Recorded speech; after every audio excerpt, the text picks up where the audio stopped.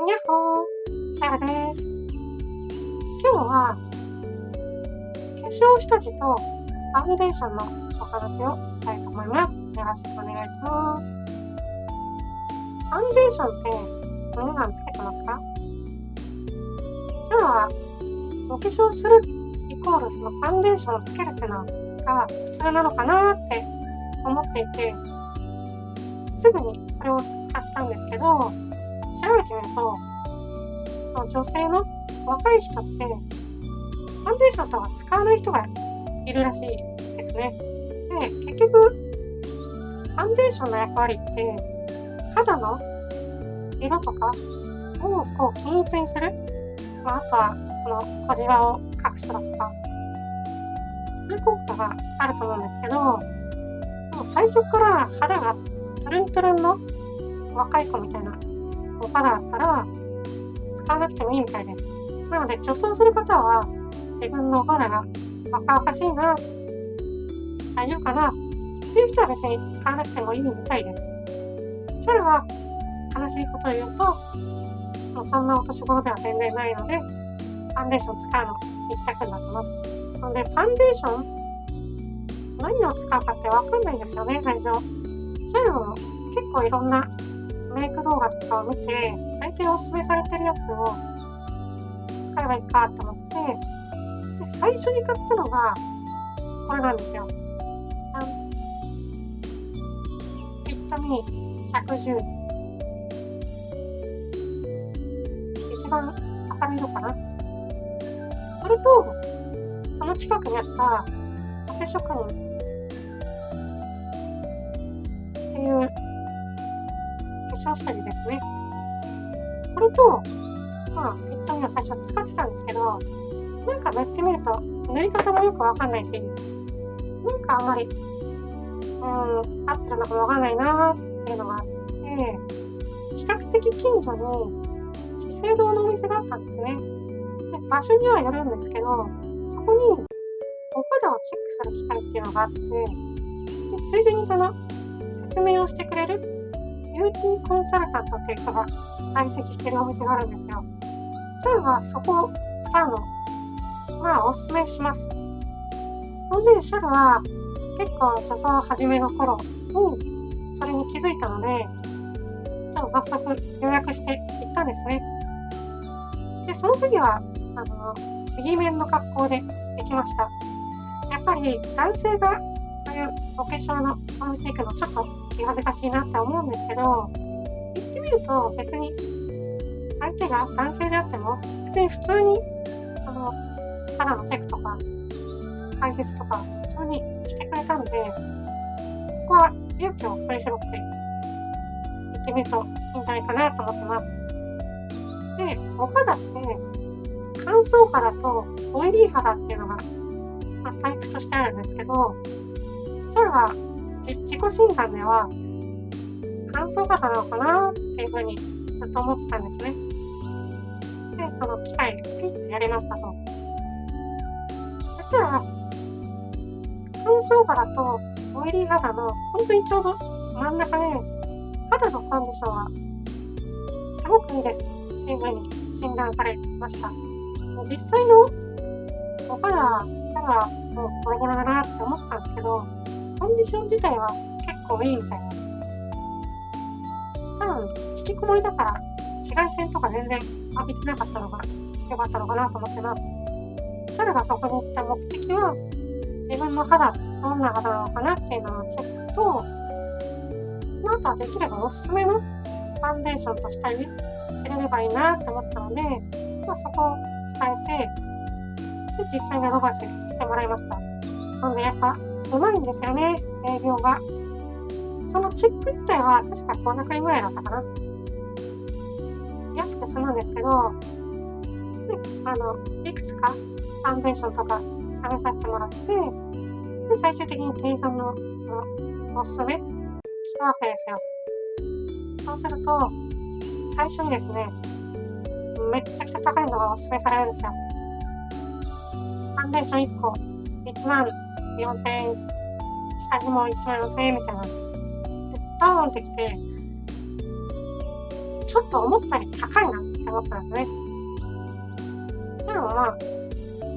お肌につけるものだから、ある程度お金がかかっても、仕方ないのかなって思ったんですけど、ちょっとね、消耗品にしたら高いなーって思いで聞いてたんですけど、で、他にありますかって聞いて、次に言われたのが、4000円ぐらいのやつなんですよ。1個4000円かな ?4000 円、4000円のやつで、普通に考えたら、結構、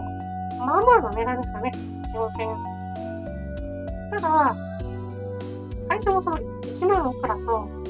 4000円ぐらいっていうのを、そこの場だと比べちゃうんで、あれこっちならいけるなって思ったんですね。で、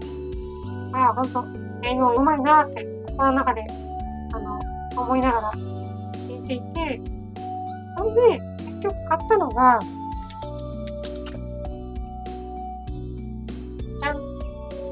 これです。光って見えないな。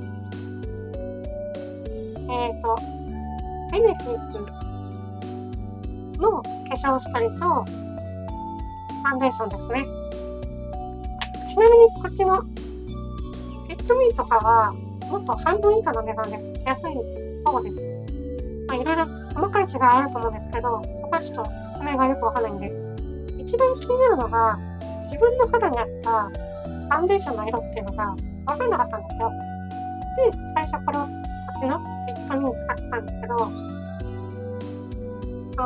ビューティーコンサルタント曰く、明るい色使いすぎると顔が浮くっていうお話なんですね。では、顔だけより白いファンデーション使っちゃうと、首から下の体の色と差がありすぎて、すごい顔が白く浮いて見えちゃう。で、不自然になっちゃうっていうのがあるみたいなんで、そこはすごい勉強になったなと思います。フィットミーの110が多分すごい明るいやつなんですね。で、こっちのベネフィットの方、シェルが買ったのは、オークル20っていう色合いのやつでした。で、シェル、自己診断って結構肌白いなっていう風に自分では思ってたんですけど、意外とこのオークル20っていうのはそこまで明るくないんですね。上から3番目ぐらいかな。ほんで、確かに使い比べてみると、やっぱり色合いが全然違うんですよ。比較しちゃうとやっぱりこっちすごい明るいなぁと思って、で、今はもうこっちを使ってます。それで、もう一個お伝えすることがありました。ファンデーションって、なんかイメージだとこう、ポンポンポンってやるのあるじゃないですか。なので、粉タイプとこういうリキッドタイプがあるんですけど、迷わずリキッドタイプにしました。粉タイプも背は持ってるんですけど、やっぱりね、粉っぽくなっちゃうんですよね。加減がわかんないのかな、使い方が下手なのかわかんないんですけど、やっぱりそういう種類で迷ったら、基本的にはもうリキッドでいいのかなって思ってます。で、使い方は、先に化粧下地を、シェルの場合はもう指で塗ります。化粧下地は。面倒なんで。で、適当に化粧下地を塗ってから、ファンデーションは、最初この辺にこう置いといて、ペッて塗って、で、こういうスポンジですね。スポンジで広げて、こう、ポンポンポンポンポンって優しくやっていきます。どうしても指でファンデーションやっちゃうと、ムラができちゃうんで、